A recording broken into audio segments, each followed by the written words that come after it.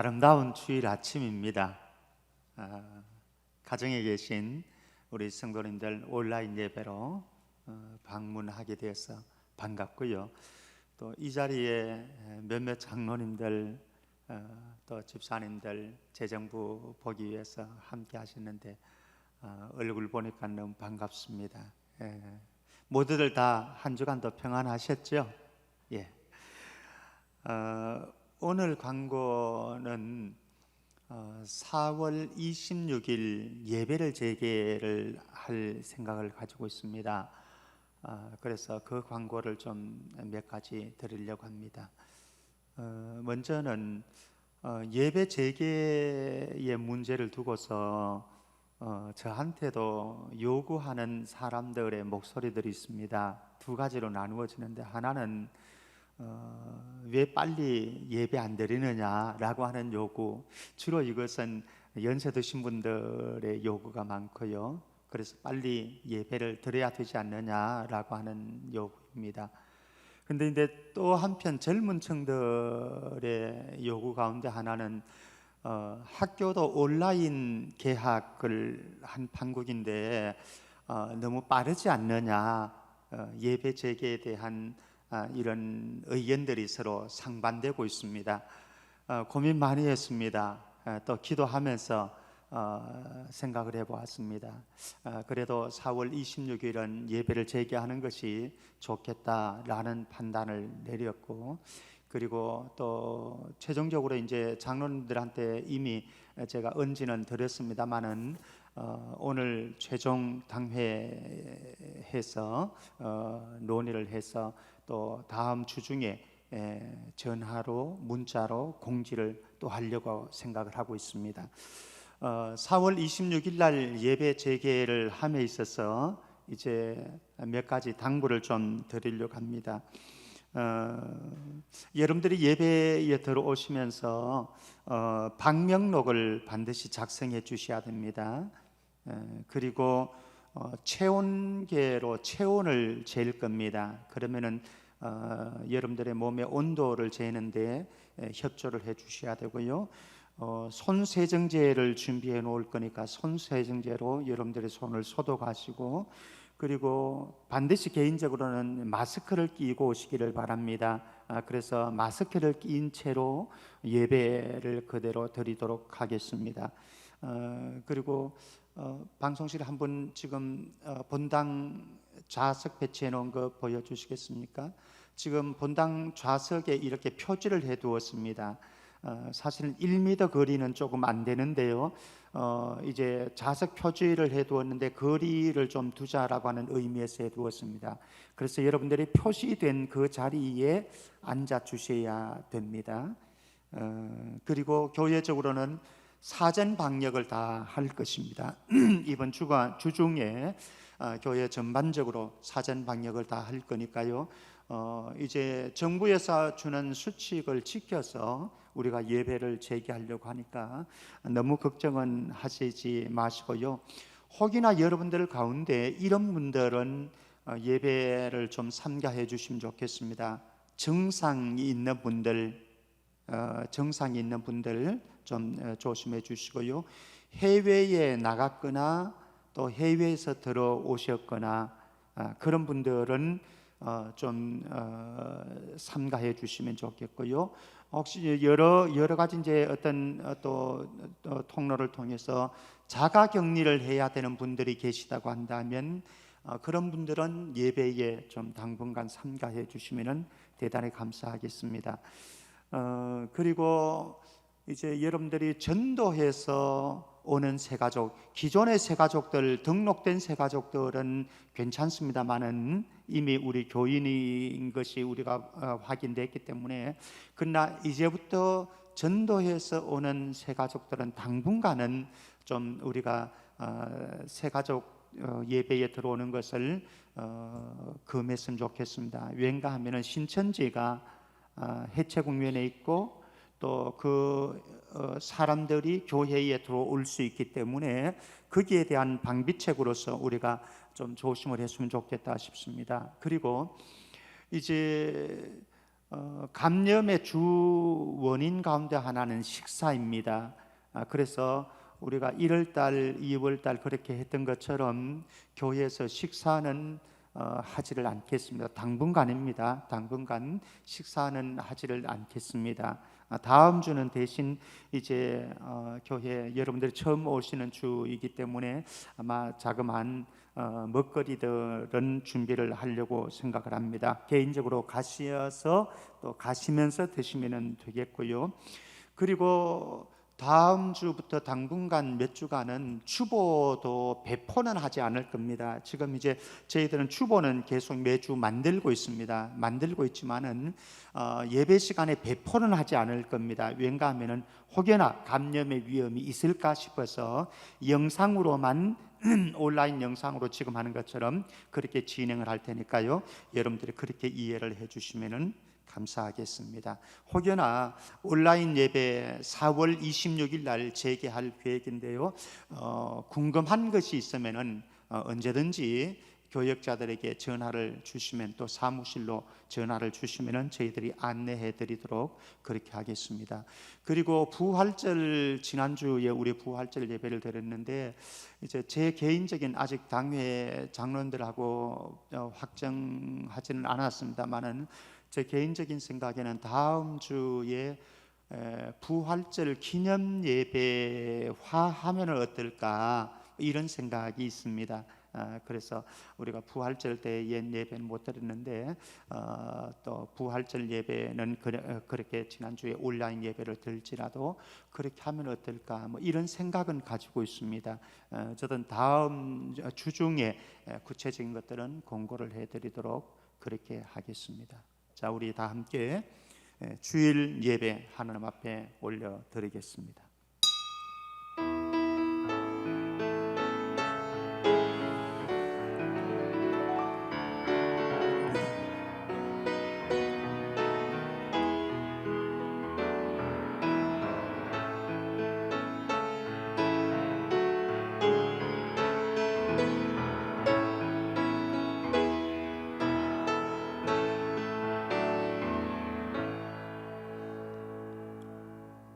여호와께서 자기 백성에게 힘을 주심이요 여호와께서 자기 백성에게 평강의 복을 주실로다.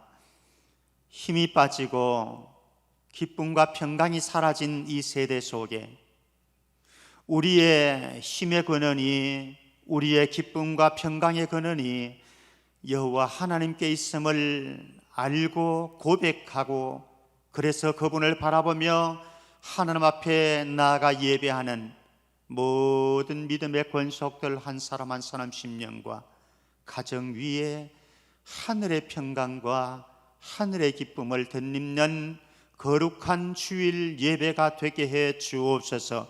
거룩하신 예수 그리스도 이름으로 기원하옵나이다. 아멘.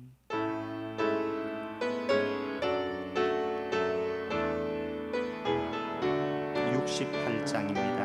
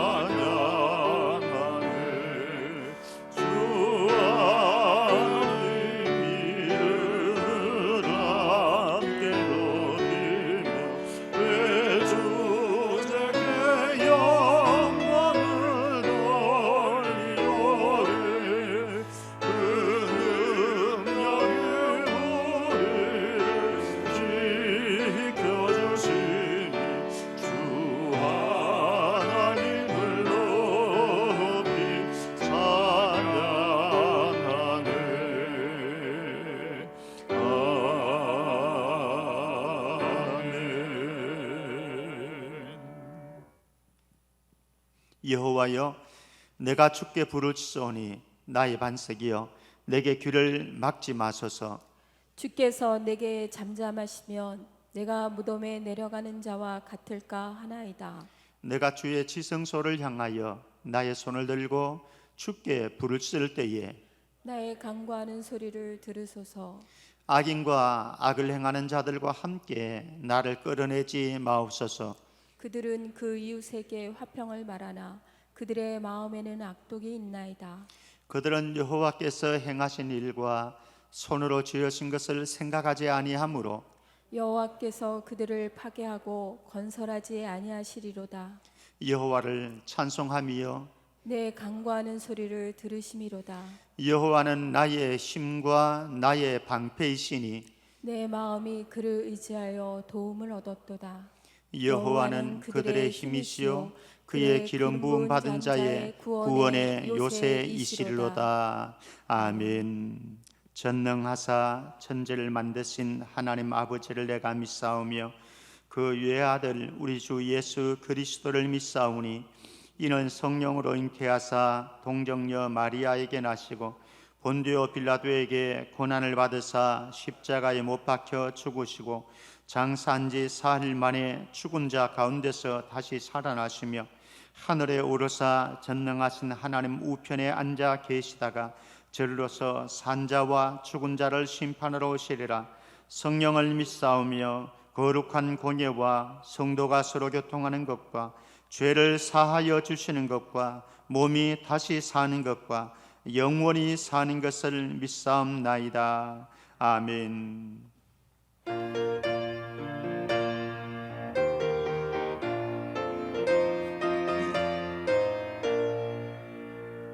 죄에서 자유를 얻게 하는 보혈의 능력, 주의 보혈, 시험을 이기고 승리하니 참 놀라운 능력이로다. 주의 보혈 능력이 또다. 주의 피이다.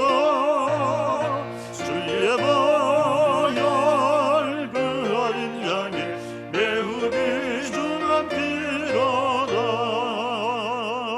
육체의 정욕을 이기는 보혈의 능력, 주의 보혈, 정결한 마음을 얻게 하니 참 놀라운 능력이로다. 주의 보혈 능력이 또다. 주의 피이다. 주의 보혈 그 어린 양의 매우 귀중한 피로다. 눈보다 더 이를 밝히는 것, 보혈의 능력, 주의 보혈, 부정한 모든 것 밝히시니 참 놀라운 능력이로다. 주의 보혈 능력이 또다. 주의 피이다. 주의 보혈 그 어린 양의 매우 귀중한 피로다. 우주의 복음을 전할 제목, 보혈의 능력, 주의 보혈, 날마다 나에게 찬송 주니 참 놀라운 능력이로다. 주의 보혈 능력이 또다. 주의 피 믿어. 주의 보혈 그 어린 양의 매우 귀중한 피로다.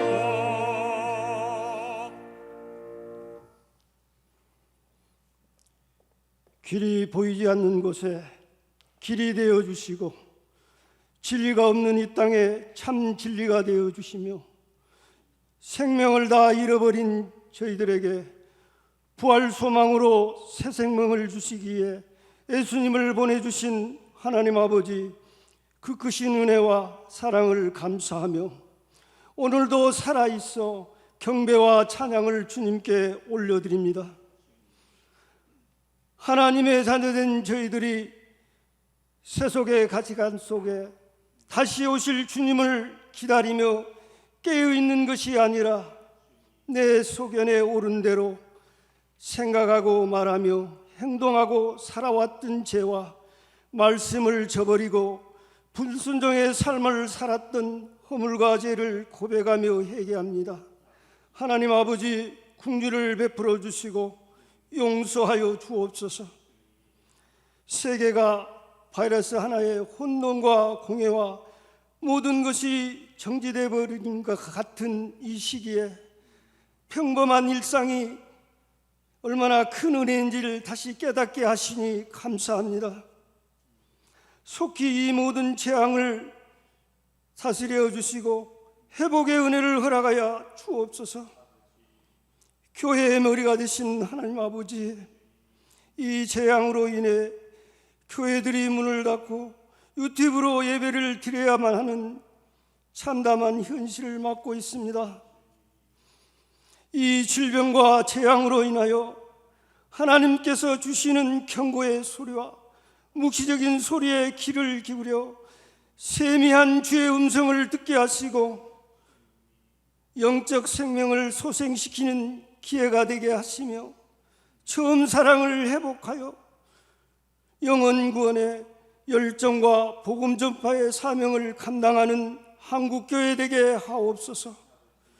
이단의 모든 어둠의 세력들이 이 땅에서 소멸되게 하옵소서. 이 나라의 지도자들에게 긍휼을 베풀어 주시사 하나님을 경외하게 하시고 나라를 사랑하며 국민을 섬기는 올바른 분별력을 허락하여 주옵소서.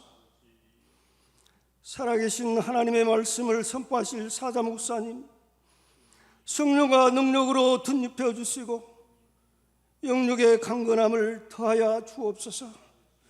말씀을 듣는 모든 성도들 삶의 자리에서 그리스도의 사랑을 전하며 순종의 삶으로 살아내어 최후 승리를 얻는 그날까지 주님께 더 가까이 가는 삶 되게 하옵소서.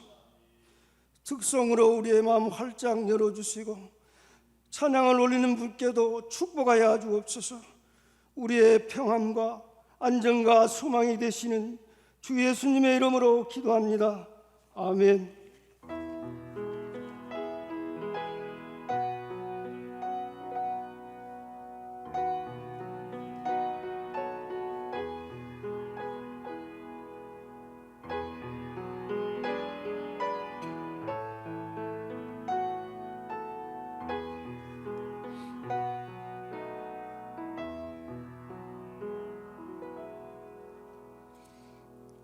준비하신 예물 하나님 앞에 올려드립니다.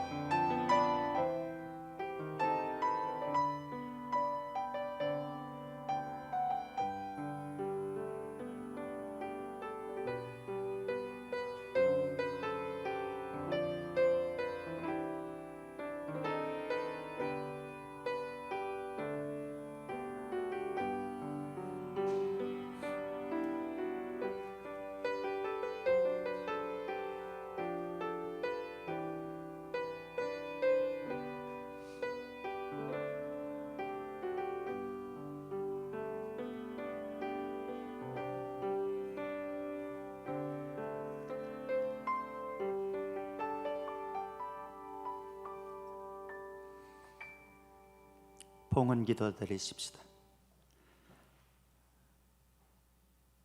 우리의 영원한 소망이 되시는 존귀하신 주님, 주님을 사랑하는 주의 권속들이 이곳에서 또 우리의 가정에서 예배하면서 귀한 예물을 구별하여 봉헌합니다. 하나님 영광 받으시고 우리의 전생애가 주님 앞에 있음을 고백하고 우리의 생명과 우리의 삶이 주님의 손 안에 있음을 고백하는 예물이 되게 하여 주옵소서.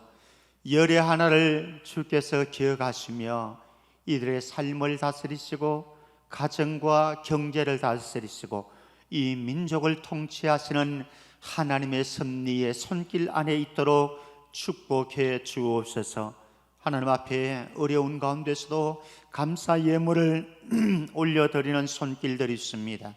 범사에 감사하는 그들의 삶 속에 넘치도록 감사의 제목들이 끌어오를 수 있도록 하시고 한 주간도 힘겨운 환경과 현실 앞에서도 여전히 주의 살아계심과 주의 인재하심을 경험할 수 있는 그들의 삶의 처소가 될 수 있도록 축복해 주옵소서. 하나님 앞에 하나님의 나라와 의를 향해서 예물로 구별해서 올려드리는 각양 예물들 주님 친히 연락하시고 이들이 드리는 예물을 통해서 하나님이 기뻐하시는 일들 마음껏 해드릴 수 있도록 하시되 예물이 깨끗하고 정직하게 사용되어질 수 있도록 축복하여 주옵소서. 오늘도 하나님 앞에 각 가정에서 예배하는 한 사람 한 사람 심령과 우리 공동체 안에 섬기는 모든 섬김이들 위에 한량없는 은혜와 하나님의 사랑을 경험하는 시간 되게 하시기를 원하옵고 거룩하신 예수 그리스도 이름으로 감사하며 기도드리옵나이다. 아멘. 하나님의 말씀 보도록 하겠습니다. 잠언 7장 21절에서 23절 말씀입니다. 잠언 7장 21절에서 23절 말씀. 제가 가지고 있는 성경으로는 구약성경 918쪽입니다. 구약성경 918쪽 잠언 7장 21절에서 23절 말씀 제가 봉독하겠습니다. 여러 가지 고운 말로 유혹하며 입술에 호리는 말로 꾀물어 젊은이가 곧 그를 따랐으니 소가 도수장으로 가는 것 같고 미련한 자가 벌을 받으려고 쇠사슬에 매이러 가는 것과 같도다. 필경은 화살에 그 간을 뚫게 되리라. 새가 빨리 그물로 들어가되 그의 생명을 잃어버릴 줄을 알지 못함과 같으니라. 아멘.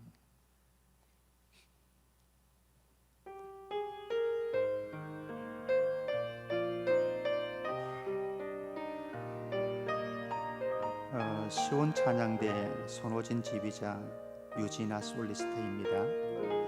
주님 사랑 너무 감사해요. 날 구원하신 그 사랑이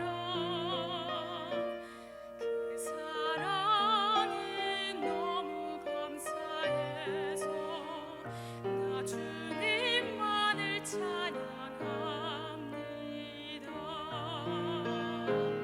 내가 주님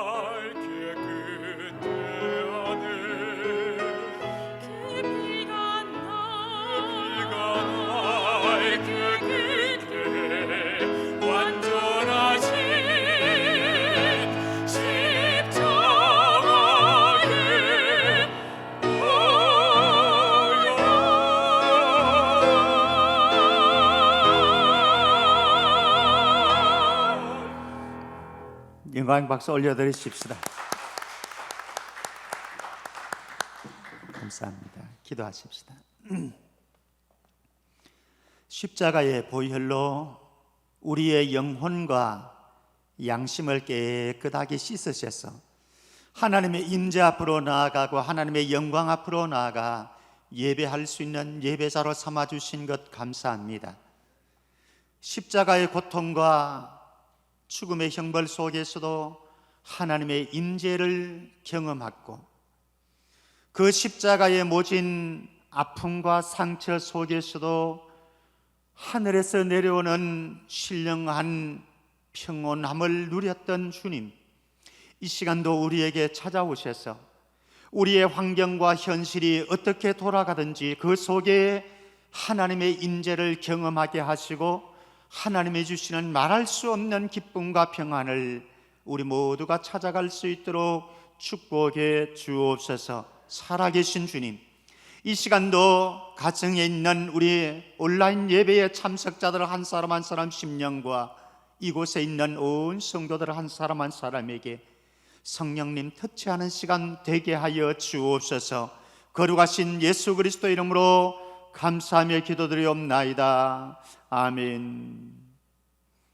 우리 옆에 있는 가족들하고 성도들하고 같이 인사 나누십시다. 그래도 주님이 우리를 사랑하십니다.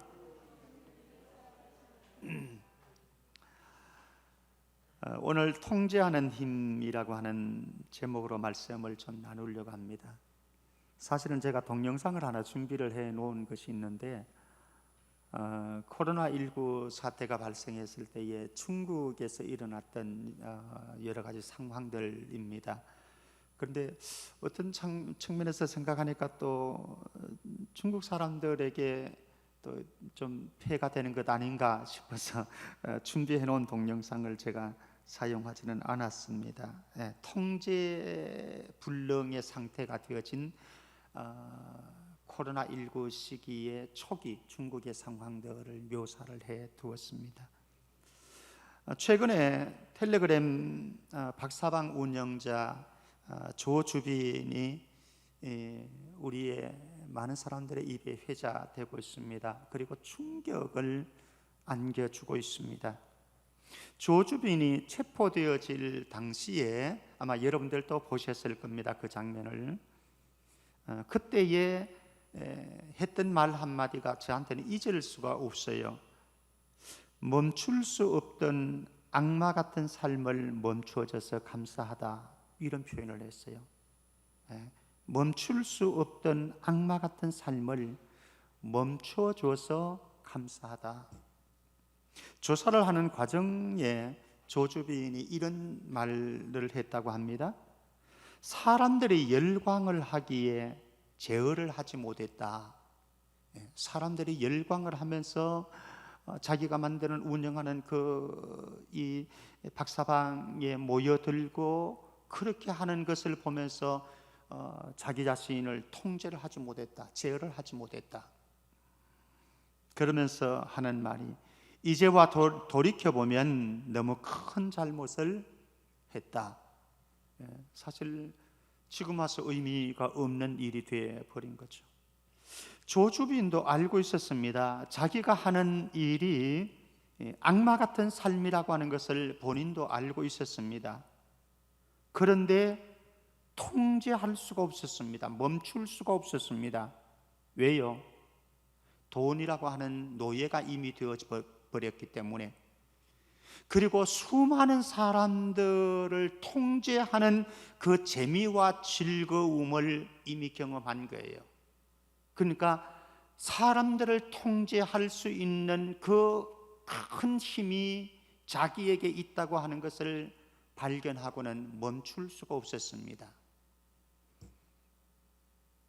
자, 조주빈은 그렇다라고 하고, 거기에 음으로 양으로 이렇게 저렇게 피해를 입었던 많은 사람들, 그 사람들은 왜 그런 악마 같은 삶에 끌려들었고 동참을 하게 됐을까? 한마디로 표현하기는 좀 어렵습니다만은 이렇게 볼 수가 있겠죠. 어떤 사람은 돈을 쉽게 벌 수 있다고 하는 편의주의가 그들을 끌어당겼습니다. 그리고 쉽게 돈을 벌 수 있는 그 방법 속에 발을 들여놓았더니 더 깊숙한 수렁 속으로 빠져들어 갔습니다. 빠져나올 수 없는 상황까지. 그리고 또 어떤 피해자들은 그 가운데는 성적 탐닉에 빠져서 성적인 욕망을 통제하지 못해서 그 세계 속으로 빠져든 사람들도 있습니다. 운영자들도 거기에 함께 가세했던 협조자들도, 그리고 수많은 피해자들도 자신의 삶의 적절한 통제만 할 수 있었다고 한다면 자신의 인격에, 자신의 인생에 이런 패망의 길은 걷지 않았을 텐데 아쉬움을 금할 수가 없습니다. 사실 요 근래에 또 통제를 잃어버린 사람들의 모습들을 많이 보게 되는데, 그 가운데 하나가 자가격리를 정부에서 내렸는데 너무 답답해서 그 2주간의 기간이 너무 힘들어서 자가격리를 이탈한 사람들이 고소를 당하는, 그런데 고소를 당하고도 또다시 자가격리 이탈을 하는 사람들도 우리는 우리 주변에서 보았습니다. 사실 통제불능의 사회가 이것밖에 없겠습니까? 사실 이제 제가 파고 들어가겠습니다마는 우리의 삶에 어떤 사람들의 영역이 아니고 바로 저와 여러분들의 삶의 영역의 문제라고 하는 것 한번 찾아 들어가 보십시다. 통제에 실패한 젊은이를 오늘 본문 말씀에서 우리는 보게 되었습니다. 잠언 7장 21절 23절 본문 말씀에 보면은 통제에 실패한 젊은이를 만나게 되어집니다. 14절에서 20절까지는 간교한 음녀가 어리석은 젊은이를 온갖 수단 방법을 통해서 동원하죠. 끌어들이죠. 그러면서 쾌락을 즐기자라고 유혹을 합니다. 쾌락을 즐기자. 그리고 끌려가죠. 끌려가는 장면을 오늘 솔로몬이 평가를 하는 장면이 오늘 본문의 말씀입니다. 본문의 말씀에 보면은 아름답게 장식한 음녀가 달콤하고 매혹적인 말로 한 젊은이를 유혹을 하고 있습니다. 고운 말, 호리는 말. 고운 말이라고 하는 것은 사람의 마음을 사로잡고 현혹시킬 만큼 논리적이고 능수능란한 말을 가리켜서 고운 말이라고 묘사를 하고 있습니다. 호리는 말이라고 하는 것은 매혹적이고 매끄러운 말을 가리켜서 호리는 말로 표현합니다. 어쨌든 이 음녀는 고운 말로, 호리는 말로 젊은이를 유혹을 합니다. 그런데 젊은이는 음녀의 고운 말, 호리는 말에 끌려가지고 질질질질 끌려갑니다. 자신을 통제하지 못하고.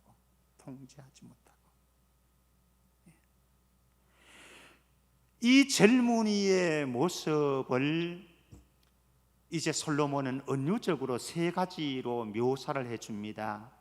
첫 번째는 도수장으로 끌려가는 소와 같다. 도살장으로 끌려가는 소. 우리 동네에도 지금은 뭐 잡지는 않겠지만은 어쨌든 도살장으로 끌려가는 소. 여러분도 한번 상상을 해보십시오. 두 번째, 벌을 받기 위해서 쇠사슬에 매이러가는 미련한 사람. 여기 미련한 사람이라고 하는 표현을 다른 표현으로 하면은 짐승이라고도 표현을 할 수가 있습니다. 다른 번역서에는 짐승이라고 표현을 하기도 합니다. 짐승과 같은 사람이라고 하는 거죠. 죽을 줄도 모르고 벌을 받으러 가는데, 쇠사슬에 매이러 가는데 지금 질질질질 끌려가는 사람의 모습입니다. 그리고 마지막으로 세 번째의 은유적인 표현이 있습니다. 소와 미련한 사람, 짐승 같은 사람. 세 번째는 죽을 줄도 모르고 미끼를 던져두었는데 그 미끼를 먹잇감을 얻기 위해서 그물로 들어가는 새와 같다, 이렇게 말씀을 합니다. 새가 지금 죽음으로 그물 속으로 끌려 들어가고 있는 거지요.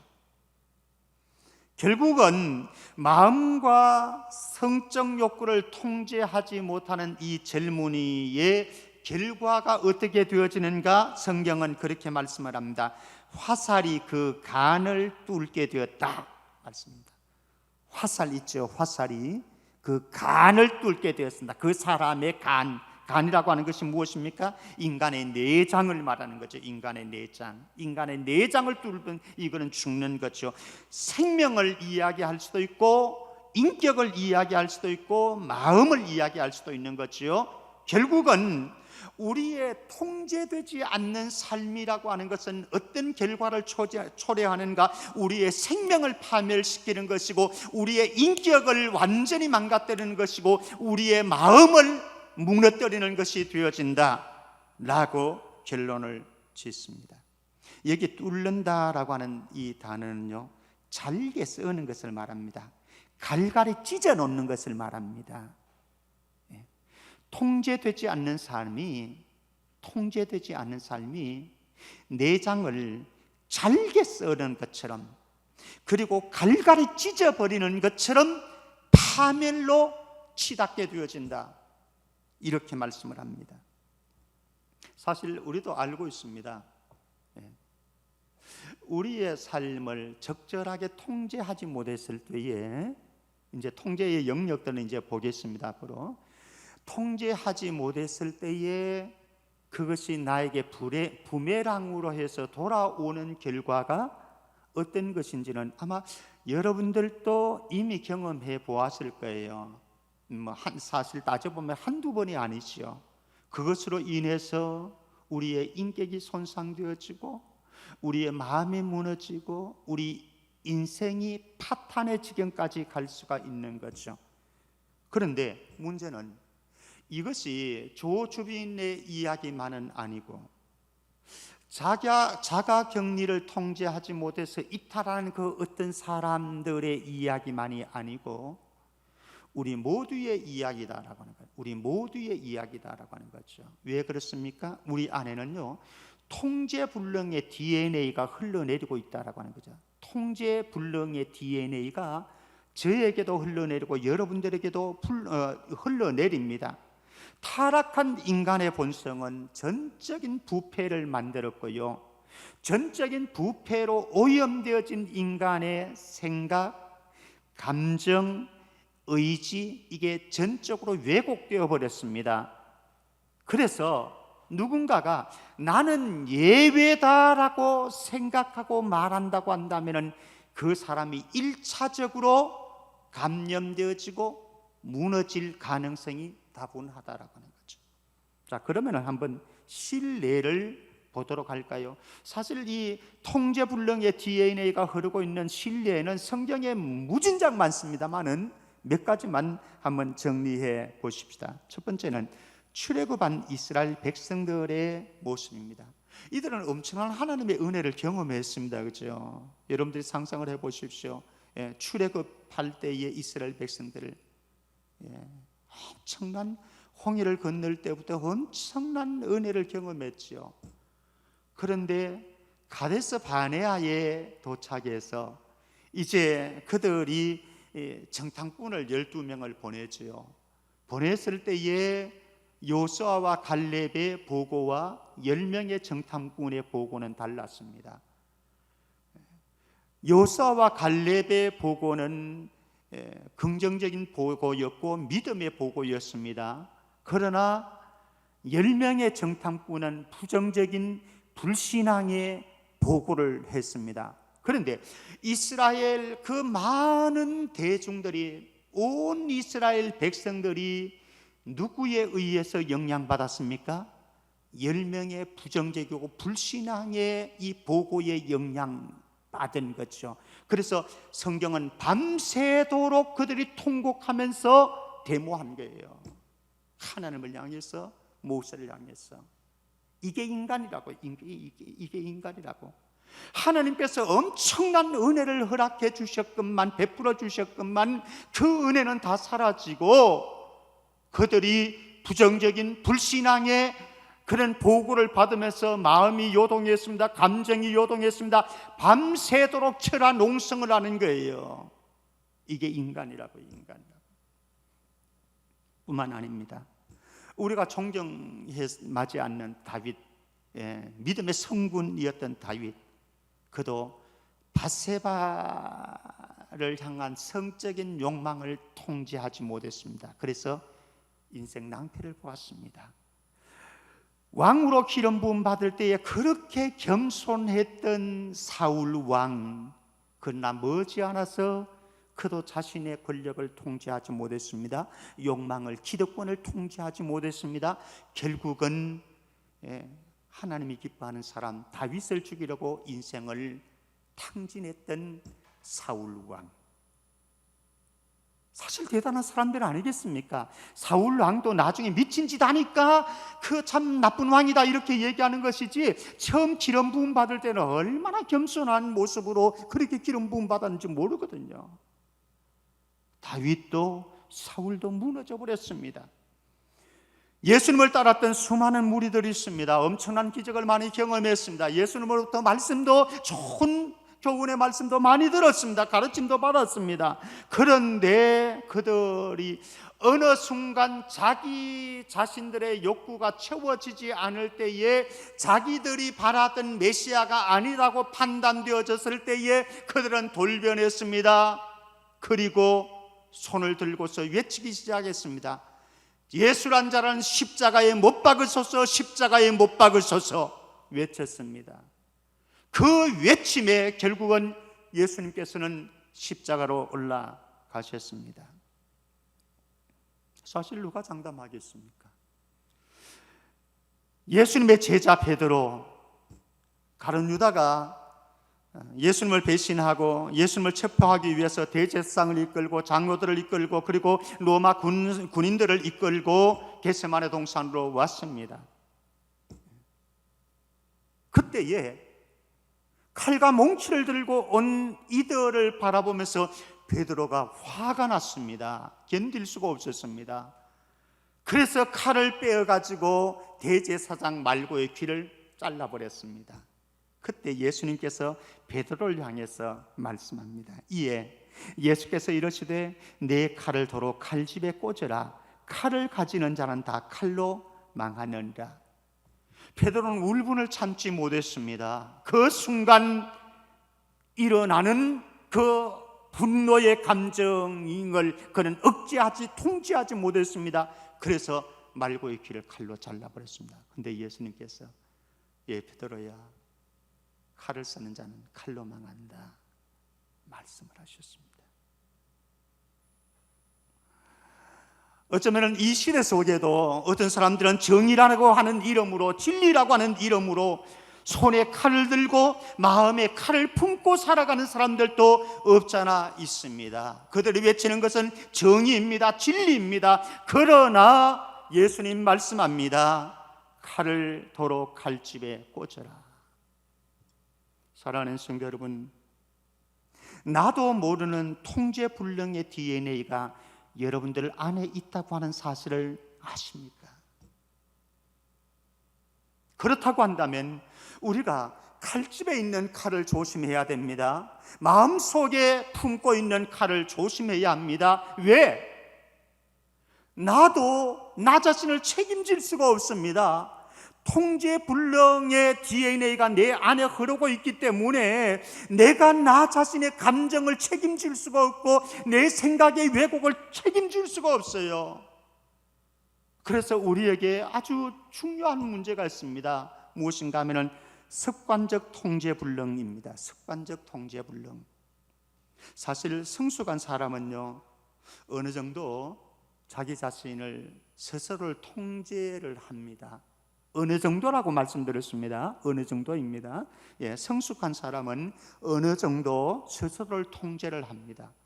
그런데 성숙하지 못한 미성숙한 사람들은 자기 자신을 통제를 못해요. 감정을 통제를 못하고 생각을 통제를 못하고 의지를 통제할 수 있는 능력이 없습니다. 그래서 파멸과 몰락으로 치닫게 되어지는 것을 오늘 많이 보게 되어집니다. 그런데 이 통제를 하느냐 통제를 하지 못하느냐, 절제를 하느냐 절제하지 못하느냐, 인내하느냐 참을 수 있느냐 없느냐를 결정하는 것 가운데 하나는 무엇인가 하면 우리의 습관이라고 하는 거죠. 습관이라고 하는 거죠. 저와 여러분들이 가지고 있는 습관이 우리를 자석처럼 이끌어가고 있습니다. 그런데 그 이끌림을 우리는 눈치채지 못하는 경우가 굉장히 많은 거지요. 자, 그런데 이 습관이 통제불능의 세계로 우리를 끌고 가는데 어떤 영역이 있는지 한번 여러분들이 진단을 해 보십시다. 사실 그 부분을 깊게 좀 조명하고 싶은 마음도 있습니다만은 시간이 제한되어 있기 때문에 깊게는 조명하지 못하고 테마만, 주제만 여러분들에게 던집니다. 여러분들 한번 개인적으로 깊게 묵상해 볼 필요성이 있습니다. 첫 번째는 잘못된 생각을 통제하는 것입니다. 잘못된 생각. 우리의 생각이 어느 방향으로 가고 있는가라고 하는 것죠. 매우 중요합니다. 두 번째는 부정적인 감정을 통제해야 됩니다. 우리의 감정이 어느 쪽으로 끌려가느냐라고 하는 것입니다. 어떤 사람은 시기와 질투로 끌려갈 수 있을 것입니다. 어떤 사람은 사랑의 감정으로 끌려갈 수 있을 것입니다. 어떤 사람은 분노의 감정으로 끌려갈 수도 있을 것입니다. 근데 어떤 사람들은 분노의 감정을 적절하게 통제하는 사람들도 있을 것입니다. 부정적인 감정을 통제하는 능력. 세 번째는 유익하지 않은 말을 통제하는, 우리의 입을 통제하는 겁니다. 어떤 사람들은 다른 사람을 비난을 잘합니다. 정죄를 잘합니다. 뒷담화를, 만나기만 하면은 모함을 하고 뒷담화를 잘하는 사람들이 있습니다. 잘못된 길로 지금 가고 있습니다. 우리의 입술을 통제해야만 합니다. 또 네 번째는 잘못된 길을 통제해야 됩니다. 잘못된 길. 이 길이, 내가 걸어가는 이 길이 잘못된 길일 수도 있고 잘 가는 올바른 길일 수도 있습니다. 정의의 길일 수도 있습니다. 이것을 분별을 하고 통제해야 된다라고 하는 거죠. 가룟 유다는 잘못된 길을 걸었는데 멈추어 서지를 못했습니다. 멈추어 서지를 못해서 패망했습니다. 베드로도, 예수님의 수제자인 베드로도 잘못된 길을 걸어갔습니다. 그러나 베드로의 장점은 무엇이었는가 하면 멈춰야 될 때에 멈출 수 있는 통제력이 그에게 있었다라고 하는 거예요. 이 통제력도 하나님의 은혜이지만 조금 이따 다시 보겠습니다만 어쨌든 멈춰야 될 그 선에서 통제하고 멈추었었습니다. 그래서 새로운 회복의 길로 베드로는 걸어갔고 순교의 길로 걸어갈 수가 있었습니다. 내가 걸어가고 있는 길이 잘못된 길인가, 이게 주님이 기뻐하는 길인가를 우리는 끊임없이 점검해야만 합니다. 그리고 다섯 번째는 그릇된 욕망과 지나친 욕심을 통제해야 됩니다. 사실 제 가슴에도 그렇고 여러분들 가슴에도 그렇고요, 우리 안에는 욕심이라고 하는, 욕망이라고 하는 이것이 계속해서 우리를 유혹하고 있습니다. 자극하고 있습니다. 그런데 어떤 사람들은 그 그릇된 욕망, 지나친 욕망에 통제를 하지 못하고 끌려가는 사람들이 있습니다. 최근에 우리는 박사방을 통해서 수많은 사람들을 보았습니다. 자, 그러면은 우리는 정리를 해볼 필요성이 있습니다. 내가 걸어가고 있는 궤적을 한번 점검해 보자고요. 나의 생각이, 나의 감정이, 나의 말이, 내가 걸어가는 길이, 내 안에 도사리고 있는 욕망과 욕심이 잘 통제되고 있는가? 통제 기능이 고장났는가? 한번 점검해 보자라고 하는 겁니다. 자, 여기서 우리는 작은 틈을 조심해야 됩니다. 큰 통제권을만 생각하지 마시고요, 작은 통제권 안으로 여러분들이 보셔야 됩니다. 하나님의 자녀는 하나님을 닮는 삶을 살아가는데, 하나님을 닮는 삶을 살아가는데 아주 중요한 것, 우리 속에 있는 생각과 감정이 밖으로 표출되는 것을 주의해야 된다라고 하는 거죠. 자, 우리 이인자 전사님 한번 읽어주실래요? 에베소서 4장 26절 27절. 분을 내어도 죄를 짓지 말며 해가 지도록 분을 품지 말고 마귀에게 틈을 주지 말라. 예, 저와 여러분들이 감정을 가진 인간입니다. 그러니까 때로는 화도 납니다. 때로는 분노도 치밀어 오릅니다. 어떻게 하겠습니까? 인간인 걸. 근데 중요한 것은 무엇인가 하면요, 여기에 죄를 지을 수 있는 틈은 주지 말자라고 하는 겁니다. 사탄은 요 틈을 노리는 거거든요. 틈을 노려가지고 우리 안에 일어나는 이 화를, 분노를 더 자극해서 죄까지 가게 만듭니다. 죄를 짓는 데까지 가게 만들어요. 그러면 이제 이거는 통제 불능으로 인한 파멸의 삶이 결과로 오는 거죠. 조심스러운 거죠. 자, 에베소서 4장 29절 제가 읽어드리겠습니다. 무릇 더러운 말은 너희 입 밖에도 내지 말고 오직 덕을 세우는데 소용되는 대로 선한 말을 하여 듣는 자들에게 은혜를 끼치게 하라. 사실 우리의 마음과 생각이 말로서 표현되어 밖으로 나오는 것이거든요. 그런데 이 말이 선한 말일 수도 있고 더러운 말일 수도 있다라고 하는 것. 예. 아름다운 말일 수도 있고 덕을 끼치는 말, 은혜를 끼치는 말일 수도 있고 그리고 악한 말일 수도 있다라고 하는 거죠. 그래서 우리는 우리의 마음 또 우리의 생각 이것이 밖으로 표출되어 나올 때에 이것을 통제를 해야 합니다. 통제를 해야 됩니다. 통제. 그런데 이 통제를 함에 있어서 우리는 한계를 느낍니다. 한계를. 여러분들도 그 경험이 있겠지만요, 저도 그 경험이 있습니다. 감정을 통제하는데 이게 쉽지가 않아요. 우리의 생각을 통제하는데, 우리의 말을 통제하는데 이게 쉽지가 않아요. 저 사람 왜 저러나? 저 인간 왜 저러지? 이렇게 이야기하지만은 사실 나도 똑같은 모습을 가지고 있습니다. 그런 궤적을 나도 그려가고 있다라고 하는 거죠. 단지 나는 아닌 체 할 뿐이고 나는 아닌 것으로 포장할 뿐인 거죠. 자, 그러면은 해답은 어디에 있는가? 해답은 여기에 있다라고 하는 겁니다. 우리 야곱을 찾아가 보면 될 것 같아요. 야곱은 형을 속이고 장자의 축복권과 장자권을 빼앗아 가지고 도망을 갔습니다. 그리고 외삼촌 라반의 집에서 20년 동안 살았습니다. 20년 만에 고향으로 돌아오려고 하는데 두렵습니다. 겁이 납니다. 왜? 형 에스가 보복의 칼을 갈고 있다고 하는 사실을 그는 알고 있었기 때문에, 그래서 고민합니다. 그리고 온갖 인간적인 방법을 다 동원합니다. 형의 그 보복의 감정을 누그러뜨리기 위해서, 그래서 형이 보복하지 않도록 하기 위해서, 안전한 상봉이 이루어지기 위해서 인간적인 노력을 막 합니다.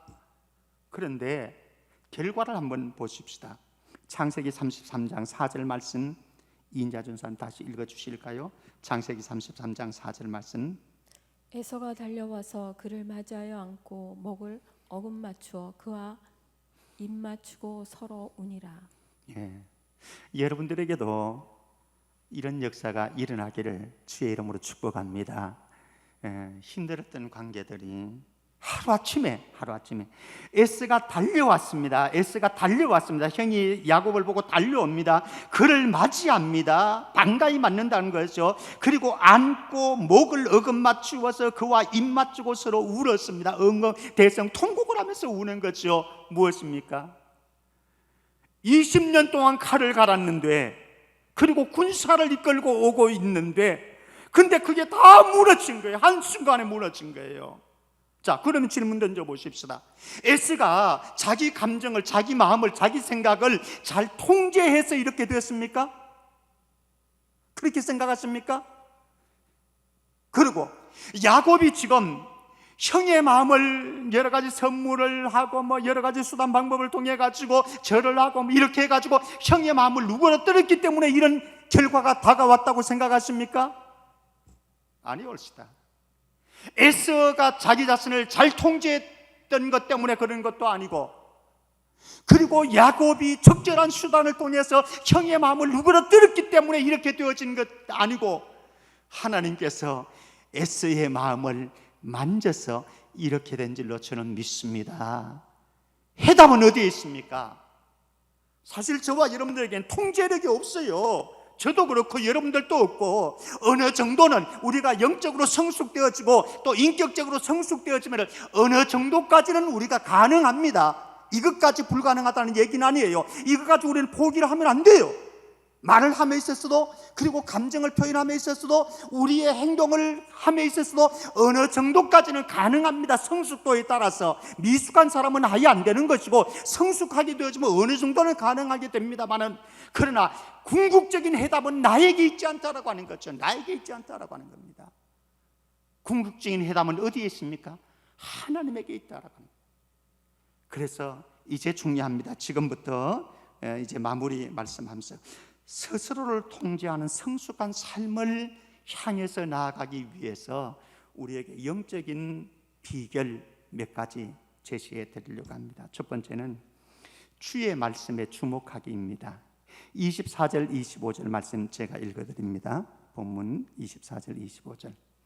이제 아들들아 내 말을 듣고 내 입의 말에 주의하라. 내 마음이 음녀의 길로 치우치지 말며 그 길에 미혹되지 말지어다. 우리가 통제권 밖을 벗어날 때에 편할 것 같고 자유로울 것 같지만요, 그게 아닙니다. 사실은 불안하고 불행해집니다. 적절한 통제권 안에 있을 때에 가장 안전하고 행복합니다. 그러면은 그 그리스도인들의 하나님의 사람들의 통제권이 무엇입니까? 하나님의 말씀이라고 하는 거예요. 하나님의 말씀. 아담과 하와는 사탄이 그를 유혹할 때에 말씀의 통제권을 무시해버렸습니다. 경계선을 흐려놓았습니다. 결국 무너졌지요. 그런데 예수님은 마태복음 4장에서 마귀가 유혹할 때에 예수님은 말씀의 경계선을 명확하게 해두었습니다. 명확하게 해두니까 근접할 수가 없었습니다. 우리의 삶 속에서 사실 통제불능으로 이끌어갈 수 있는 환경들은, 상황들은, 사건들은 수없이 많이 일어납니다. 그러나 저와 여러분들이 하나님의 말씀으로 내 심령과 영혼을 가득 채우고 말씀의 경계선을 선명하게 만들어 두어서 말씀을 뛰어넘지 않으면 통제권 안에 통제 가능한 인생을 걸어갈 수가 있다라고 하는 거죠. 두 번째입니다. 억울함과 원통함이 있을 때에 일어날 수 있습니다. 그래서 감정을, 여러분들의 생각을 왜곡시킬 수 있습니다. 그때에 하나님께 아뢰기입니다. 예레미야 예가 3장 59절 60절 말씀 제가 봅니다. 여호와여 나의 억울함을 보셨사오니 나를 위하여 원통함을 풀어주옵소서. 그들이 내게 보복하며 나를 모해함을 주께서 다 보셨나이다. 예레미야는요 눈물의 선지자입니다. 나라를 향해서도 눈물을 많이 흘렸지만 그를 괴롭히는 사람들로 인해서도 수없는 눈물을 흘렸습니다. 그런데 원통하고 분통하고 억울한 순간들이 수없이 많았지만은 그러나 예레미야를 견고하게 붙잡아 준 것은 통제불능의 상태로 끌려가지 않을 수 있었던 것은 억울하고 원통함이 가슴을 저밀 때에 그때마다 다른 곳을 향해서 그의 얼굴을 들지 아니하고 하나님을 향해서 얼굴을 들고 하나님 앞에 호소한 거예요. 사랑하는 성도 여러분, 여러분들의 감정을, 여러분들의 생각을 힘들게 하고 분주하게 만들고 왜곡시킬 수 있는 일들이 발생하게 되어질, 상황이 발생하게 되어질 때에 다른 곳을 향해서 여러분들의 눈을 돌리지 말고 마음의 생각을 집중하지 말고 하나님을 향해서 얼굴을 들고 하나님께 외칠 수 있기를 바랍니다. 하나님 앞에 호소하면은 하나님께서 저와 여러분들의 마음을 만져주실 것이에요. 억울함도 원통함도 하나님이 만져주시면 됩니다. 그래서 우리의 기도를 들으시고 우리의 환경과 사람들을 변화시켜 주실 것입니다. 세 번째입니다. 세 번째는 성령님의 통제권 안에 거하기입니다. 성령님의 통제권 안에 거하기. 갈라디아서 5장 22절 23절 말씀 보면 오직 성령의 열매는 사랑과 희락과 화평과 오래 참음과 자비와 양성과 충성과 온유와 절제니 이 같은 것을 금지할 법이 없는다. 성령님은요 우리의 딱딱한 마음, 거친 마음 이것을 만지셔서 기경하셔서 온유하고 부드럽게 절제할 수 있는 사람으로 만들어 주십니다. 성령님은 저와 여러분들의 인생길을 동행하시고 인도하실 뿐만 아니라 가르치고 생각나게 하실 뿐만 아니라 우리의 감정을 만지십니다. 우리의 생각을 만지십니다. 우리의 마음을 만지십니다. 그래서 인내할 수 있도록 만들고요, 우리로 하여금 절제할 수 있도록 만들고 의지가 강하게 만들 수 있는 분이 바로 성령님입니다. 그래서 성령을 의지하며 성령님께 순종하고 성령님께 통치 안에 거하는 삶을 살아갈 때에 우리는 통제권을 발휘하면서 주님이 기뻐하는 삶의 길을 걸어갈 수가 있다라고 하는 것이죠. 마지막 네 번째입니다. 주님의 마음 채우기입니다. 주님의 마음 채우기. 주님은 어떤 분이셨는지를 한번 볼까요? 이사야 53장 7절 말씀 보면은요, 그가 곤욕을 당하여 괴로울 때에도 그의 입을 열지 아니하였으며 마치 도수장으로 끌려가는 어린 양과 틀 깎는 자 앞에 잠잠한 양같이 그의 입을 열지 아니하였도다. 베드로전서 2장 22절 23절입니다. 그는 죄를 범하지 아니하시고 그 입에 거짓도 없으시며 욕을 당하시되 맞대어 욕하지 아니하시고 고난을 당하시되 위협하지 아니하시고 오직 공의로 심판하신 이에게 부탁하시며. 예수님은 철저하게 자기의 마음과 생각과 감정과 행동을 통제하셨습니다. 그래서 구속 경륜을 끝까지 이루어 가셨고 하나님의 선한 뜻을 이루어 가셨습니다. 바울이 빌립보 성도들에게 말씀합니다. 너희 안에 이 마음을 품으라. 그리스도 예수의 마음이니. 사랑하는 성도 여러분, 우리의 일상의 상황 속에서 예수 그리스도의 마음으로 가득 채워서 내 안에 내가 사는 것이 아니고 예수님이 살아서 예수님의 성품과 인격이 나를 통해서 드러나고 선포되어지기를 주의 이름으로 축원합니다. 우리 함께 찬양하겠습니다. 정결한 마음 주시옵소서. 나에게 이 마음 주시기를 원합니다. 나에게 정직한 영을 새롭게 해주시기를 원합니다. 우리 함께 기도하십니다.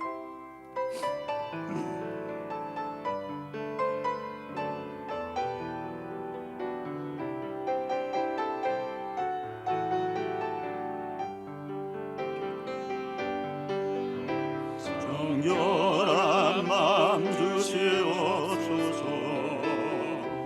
오 주님, 정직한 영을 새롭게 하소서. 정결한 마음 주시옵소서. 오 주님, 정직한 영을 새롭게 하소서.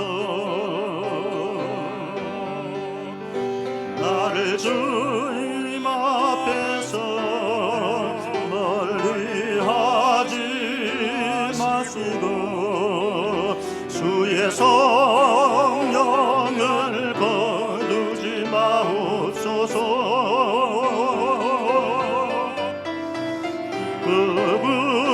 구원의 기쁨 다시 회복시키시고 변치 않는 마음 내 안에 주소. 나를 주님 앞에서 나를 주님 앞에서 멀리 하지 마시고 주의 성령을 거두지 마옵소서. 그 구원의 기쁨 다시 회복시키시고 변치 않는 마음 내 안에 주소서. 이 시간 세 가지만 우리 생각하면서 기도했으면 좋겠습니다. 첫 번째는 나에게 정결한 마음, 정직한 영을 새롭게 하셔서 우리의 삶의 현장의 환경에 어떤 순간에도 흔들리지 아니하고 통제 가능한 믿음의 길, 성숙한 영적인 삶을 살아갈 수 있도록 축복해 달라고. 두 번째는 코로나19로 인해서 세계가 지구촌이 흔들리고 있습니다. 이 민족은 어느 정도 안정되어 가는데 이 안정된 시기에 우리가 조심해서 경계해서 더 확산되어지지 않도록 하시고 세계의 코로나가 전멸되어지고 사라지는 역사 일어날 수 있도록 축복해 달라고 기도해 주시기를 바라고요. 그리고 경제적인 한파가 지구촌을 덮을 것입니다. 우리 교회도 역시 우리의 가정에도 다가오고 있고 다가올 것입니다. 이 어려운 시기 속에 하나님이 도우시는 은혜 있도록 축복해 달라고, 우리의 사업장과 직장과 이 민족과 지구촌의 경제가 꽁꽁 얼어붙지 아니하도록 축복해 달라고 우리 함께 기도하겠습니다. 존귀하신 아버지 하나님, 하나님의 사랑과 은혜 감사합니다. 부족하고 연약한 저희들을 사랑하여 주셔서 죄로 오염된 우리의 심령과 우리의 영혼과 우리의 인격이지만은 십자가의 보혈로 저희들을 정결하고 깨끗하게 하셔서 보혈의 능력으로 새롭게 하시고 정결하게 하시고 거룩하게 하시고 성결하게 하시고 우리의 삶의 환경들에 인해서 사람들에 의해서 사건들과 일들로 인해서 통제불능의 상태가 되어져서 파멸로 가지 아니하도록 하시고 우리의 삶이 어떠하든지 간에 사람들이 어떠하든지 간에 사건들이 일어나든지 간에 우리가 성령의 통제를 또 하나님의 말씀의 통제를 받아서 하나님께서 기뻐하시는 삶을 향해서 성숙한 믿음의 권속들의 삶이 될 수 있도록 오 주님이여 축복해 주시기를 원합니다. 코로나19가 세계를 뒤덮고 있습니다. 지구촌을 불쌍히 여기시고 이 민족을 불쌍히 여기시고 빨리 백신이 개발되어질 수 있도록 하시고 감염자들이 회생되어지는 놀라운 역사 일어나게 하시고 우리 교회 공동체 안에 있는 가정들과 자녀들과 특별히 외국에 있고 군복무를 하고 있는 우리의 자녀들, 외지에 있는 우리의 자녀들 안전하게 보호되어질 수 있도록 생명싸기로 보존해 주시기를 원합니다. 특별히 유럽에서 지금 동남아로 계속해서 번져가고 있습니다. 하나님이여 이것을 막아주시기를 원합니다. 더 이상 번져가지 아니하도록 하시고 멈출 수 있도록 도와주시옵시며 특별히 이 민족에게도 이제 어느 정도 안정권에 들어왔지만은 그러나 또다시 재발될까 심히 두렵습니다. 하나님이여 우리 온 민족들이 백성들이 하나가 되어져서 이때를 조심할 수 있도록 하시고 더 이상 확산되어지지 아니하고 잠식되어질 수 있도록 오 주님이여 축복해 주시기를 원합니다. 아버지 하나님이여 하나님께서 우리 이 민족과 그리고 세계 지구촌의 경제를 얼어붙지 않도록 해주시기를 원합니다. 우리의 가정의 경제에 어려움이 없도록 도와주시옵시고 교회 공동체의 경제도 어려움이 없도록 도와주셔서 하나님께서 우리의 경제적인 상황 속에서 마음이 흔들리고 믿음이 흔들리지 아니하도록 오 주님이여 축복해 주시기를 원합니다. 돌보아 주시기를 원합니다. 채우시고 공급하시고 인도하시고 하나님의 도우심 속에서 우리 온 성도의 가정에 또 이 민족의 경제가 지구촌의 경제가 흔들리지 아니하도록 성령님이여 축복하여 주옵소서. 하나님 아버지, 통제불능의 상황 속에서도 하나님의 말씀을 우리의 가슴에 품고 성령의 완전한 통치 속에서 예수 그리스도의 심장으로 마음으로 세상을 향해서 나아갈 때에 우리 온 성도들 우리의 삶과 환경과 마음을 통제해서 하나님의 선한 뜻 이루어갈 수 있도록 축복하시고 이 민족의 코로나가 사라질 수 있도록 하시고 지구촌의 코로나가 빨리 종식되어지는 그날이 하루속히 올 수 있도록 축복해 주옵소서. 하나님, 이제 26일 날 예배를 재개하려고 합니다. 하나님께서 우리 모두에게 지혜로운 마음 허락하시고 또 통제된 삶의 질서를 허락하셔서 안전하게 하나님을 만날 수 있는 하나님의 임재 앞으로 나올 수 있는 복을 허락하여 주옵소서. 지금은 주 예수 그리스도의 은혜와 하나님의 크신 사랑과 성령의 교통하심이 하나님의 말씀을 따라서 성령님의 인도하심에 민감해서 예수 그리스도의 심장으로 한 걸음 한 걸음 걸어나가 우리의 삶을 통제하게 하지 못하려고 하는 모든 악한 계획들을 무너뜨리고 하나님이 기뻐하시는 선을 향해서 한 걸음 한 걸음 믿음의 행진을 하기를 원하는 믿음의 권속들과 이 민족과 그리고 지구촌과 특별히 코로나로 인해서 어려움을 당하는 모든 사람들 심령 위에 이제로부터 영원토록 함께 있을지어다. 아멘.